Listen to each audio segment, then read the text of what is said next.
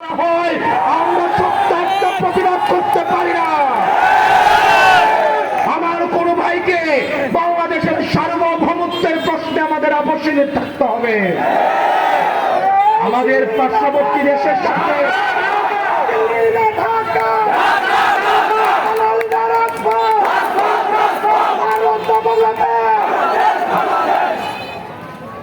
রাহুলবাসী, আমার ভাই হাদির এই আধিপত্যবাদী এই শক্তির বিরুদ্ধে লড়াই করতে করতে নিজে শাহাদাত বরণ করেছে।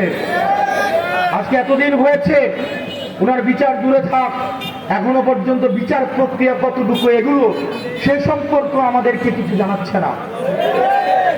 আমরা আজকে যে শিশুটা ধর্ষিত হলো, সেই শিশুর বাবার মতো আমাদের কিছুদিন পরে বলতে হবে আমরা আর বিচার চাই না।